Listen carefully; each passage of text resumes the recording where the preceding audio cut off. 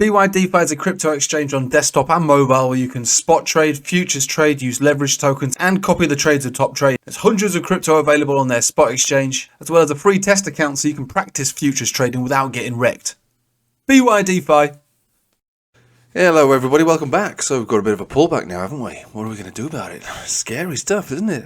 Oh my god, who would have thought it? So basically it's not anything that we hadn't expected or thought about. You know how we were talking about Bitcoin playing within this range, the range bottom being effectively 65,000 and the range top being around 76,000. Again, give or take, bit by bit. It's not anything particularly special. It's just this range, and this is the range that I'm expected to see leading into the halving. And the halving is not that far away, what, 38 days, again, roughly.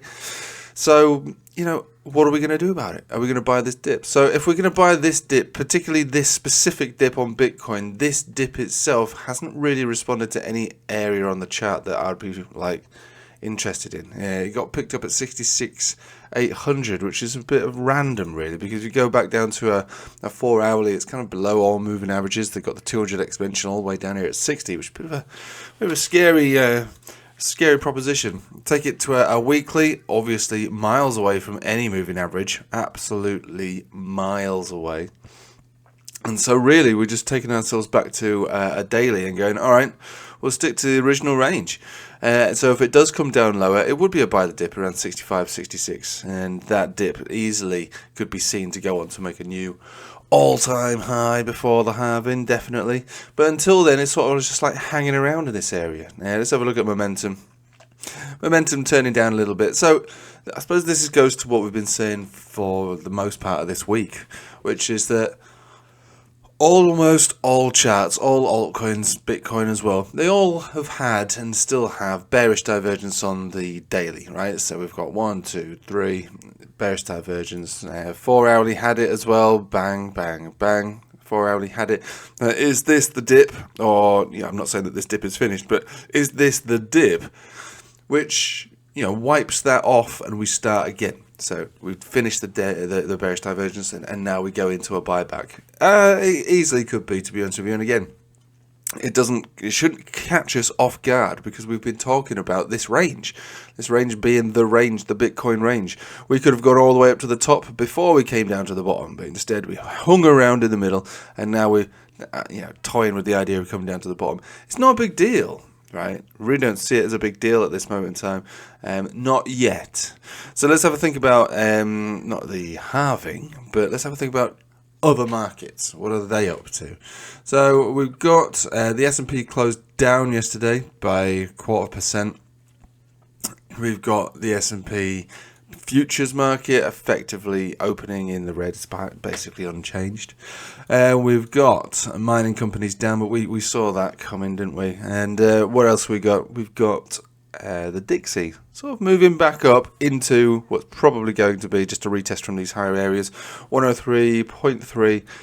What was the death cross retest on the 4 hourly that we were speculating? Yes, there it is. Almost done it, so 103.5. So that's what we were expecting yesterday. So none of this has really taken us off guard.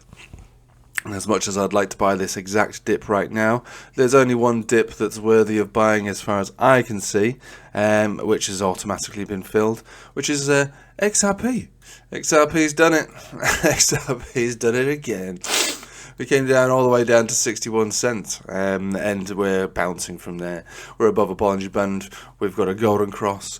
We've got every little part of this setup that we like, to be honest with you. So XRP is still a good one, looking to make another run up to 75 cents. But as for everybody else, they're going to be, probably ranging until the Dixie rejects, and that's if the Dixie rejects, and we haven't actually touched it yet. There are 2 death crosses here, but I'd be looking for exponentials more than anything else. So 103.5 and maybe 103.8, and then we get rejection from there. We already have one drive of hidden bear, so that's fine. It's all fine. It's all good. So we'll just sit back and watch and wait, and again plan our trades. Pullbacks are worthy of buying dips on, I would say, but not indiscriminately. We like to think of altcoins as moving in the shadows of Bitcoin, and if Bitcoin's hanging around at this area, which doesn't seem to want to be bouncing from any specific area, we should think that maybe the bottom of this range gets tagged. So that is the $66,000 area before the market as a whole starts to bounce. If it does start bouncing here, I'm not particularly convinced that that has any real reason to do that. Which is why I'm thinking maybe Bitcoin does come down a little further. But the only thing, and this is it, this is the only thing that I would say, is that Ethereum does hold a lot of weight in the market at the moment. You might not feel like it because it's just been creeping up slowly. You know, it's very slow and steady. And Ethereum hit the Bollinger Band Center and the 21 exponential, which I suppose goes partly as to why we're seeing Bitcoin dominance moving down, because Ethereum has a lot of weight on the market, and actually at this moment in time, if Ethereum's going to bounce, it'll bounce from here, and Bitcoin might just get left sort of like festering in that no man's land area. So I put a lot more weight onto altcoins bouncing from here, to be honest, because of that Ethereum setup. But that doesn't mean that Ethereum is invulnerable to Bitcoin coming down further to the bottom area of the range, which easily can happen and can easily take Ethereum with it. So look, it's an interesting part of the market. Remember, I make these videos in the morning before school run, before breakfast. There's a long day ahead of us. We don't really know exactly what's going on until the day starts, until the sun is really high up in the sky, and we start to see the early afternoon with American markets opening. So there's a lot that can happen between now and then.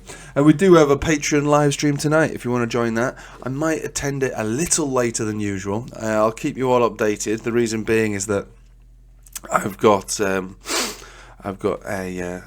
school party to attend. Disco, obviously, which does finish around 7:30. I normally start the streams at 8, so I might be a little late to the party, the Patreon party that would be. But there is one tonight, so if you want to join that, links in the description below. And other than that, I hope you have a nice day, and good luck trading. I don't think it's all that bad. It's not bad at all. It's all part of the plan. So just remember, if you've got to have a plan, and once you have a plan, things basically should hopefully work out a lot better for you. So yeah, my XRP, I did pick a little bit more up. Ethereum seems okay, but generally speaking, Bitcoin can and maybe will make its way down a little bit further today before it moves back up. Right, thanks for watching. Hope you have a nice day. Take it easy.